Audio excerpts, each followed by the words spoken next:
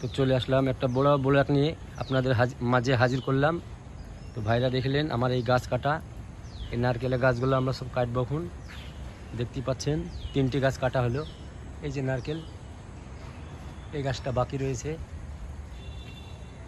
দেখতে পাচ্ছেন জঙ্গলের ভেতরে পুরা গাছ, আর আমি তার মাঝে ভাইরা ভিডিও করছি আপনাদেরকে দেখানোর জন্যে। দেখলেন পুরা লোকেশন। এই যে এই গাছগুলো সব পানিতে এখন ভিজে আছে, এখন শুকাবে, তখন আমরা কাটবো গাছগুলা। পুরা ভিউটা দেখলেন। আরও লোকজন আসছে এমনি। এই যে আমাদের রশি, কোমরের রশি সব ভিজে গেছে। মানে জঙ্গলের ভেতরে গাছ তো, সেই জন্য মানে পানি হয়েছে, পুরা ভিজা ভিজা গাছ দেখতে পাচ্ছেন, পুরা ভিজে গেছে। তো দেখি, মানে কষ্ট তো হচ্ছেই, বুঝতে পাচ্ছেন।